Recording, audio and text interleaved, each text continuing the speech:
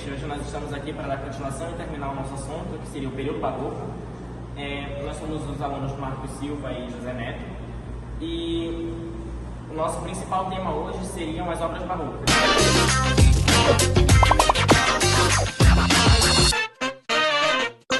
Então, vamos lá. Isa, o que são as obras barrocas? As obras barrocas se caracterizam por ter estilo rebuscado, com excesso de adornos, e se caracterizam com uso de cores vibrantes e também uso de cores e sombras dramáticos. E teve aqui no começo do século XVII até o século XVIII, onde teve vários artistas que influenciaram muito naquela época. Entendi. Então, fica bem nítido que a ideia do barroco, das obras barrocas em si, é sempre mostrar esse contraste entre luz e sombras, o divino e o profano. Seria basicamente isso, né? Seria isso. Ter esse contraste. Então, quais seriam as principais obras barrocas? As principais obras barrocas seriam a prosopopeia, A literatura, criada por Bento Teixeira, isso, por Bento Teixeira. E também temos Gregório de Matos, que também é conhecido como Boca do Inferno, por ser um cara que criticava tanto o governo quanto a igreja, por serem tanto pagãos, vamos dizer assim. Isso. Já que a visão do barroco ela é basicamente o teocentrismo focado ali. Então, a maioria dos artistas, dos participantes do barroco, eles voltariam para essa crítica direta à igreja e ao governo, por eles terem essa visão pagã do mundo. Vamos dizer assim, eles cobravam a partir de certos conceitos que eles montavam, sendo que estavam fora do padrão bíblico, que na realidade era o padrão católico, e nós acabamos vendo isso presente também, a questão do teocentrismo. Mas o barroco, ele já sabia, que ele não está presente somente na questão da literatura, ele também está presente na pintura, na arte no geral, arquitetura, pintura, e nós vemos isso, por exemplo, nas seguintes construções. Por exemplo, na arquitetura, temos a Basílica de São Pedro, que foi construída na antiga Roma, em 1506 a 1626, feita por Bernini e Michelangelo.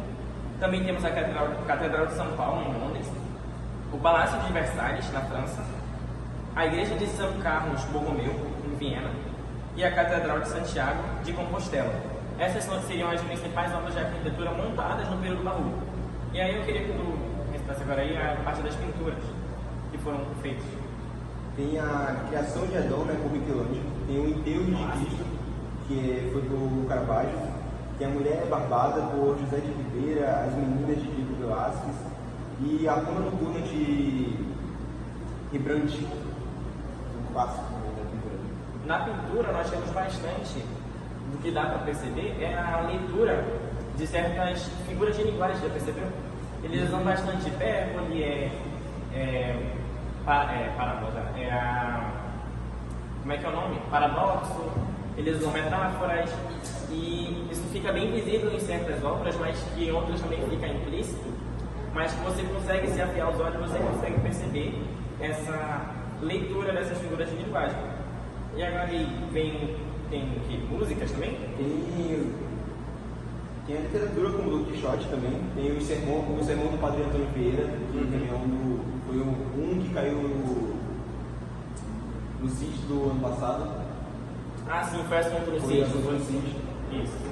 E também temos outras músicas, como Ave Verum Corpus, de William Braid. Tem de Dum, que é um sonata. Ave Verum Corpus, de William Braid. Tem de Dum, que é sonatas para violino de Harry Purcell. Tem a Missa Solemne, de Marco Antônio Carpenti. Cara, sabe o que eu acho muito interessante? É que a maioria dos artistas do barroco, eles, por terem essa visão teocentrista e voltada sempre para a verdade, a maioria deles foram sempre caçados, presos, vamos dizer, por críticas à igreja, entendeu? Como você mesmo já disse, o próprio Bento Teixeira, foi Bento Teixeira? Gregório de Matos. Gregório de Matos, o foi exilado também. Isso, foi exilado.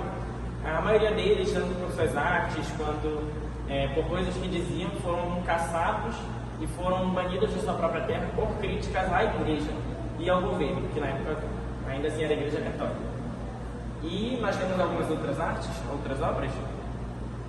A Galeria Borghese, montada em Roma, criada em Roma, o Palácio Real de Madrid, na Espanha, a Igreja de São Roque, em Lisboa, o Museu do Prado e a Ópera de Veneza.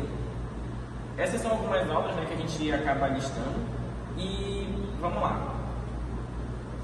Tendo em vista todas essas obras, a gente pode listar aqui, com base em cada exemplo, dado no tópico, do que se trata a obra e o que o autor quer expressar nela.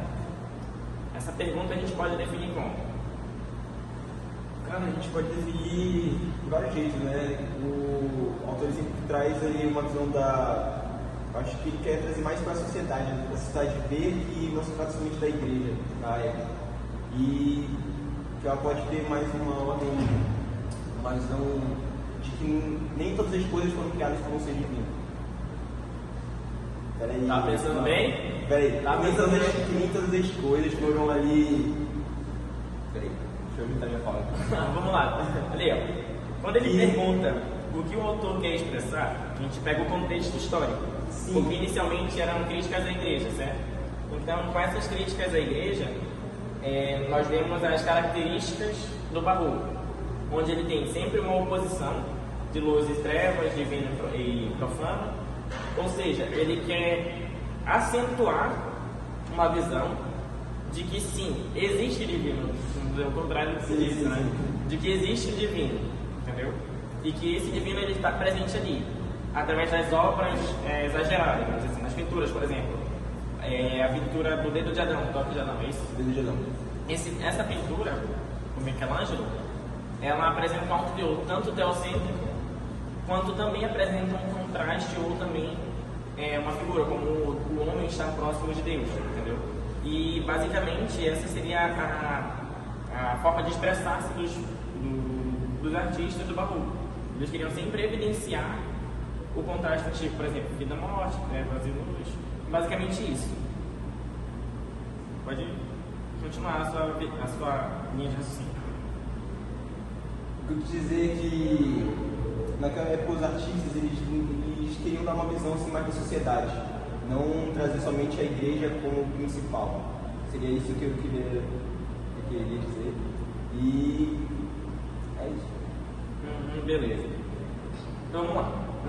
Na prosopopeia de Bento Teixeira, nós temos a intertextualidade e como os sentidos são obtidos a partir dos diálogos.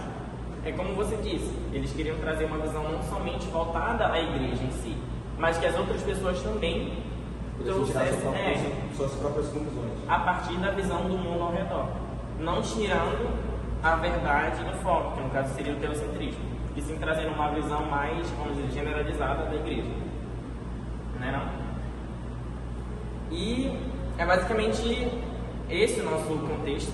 Esse, pessoal, foi o nosso tema de hoje, a discussão basicamente sobre as obras do barroco, o seu contexto histórico, suas características principais. Espero que tenham gostado do episódio, e é isso.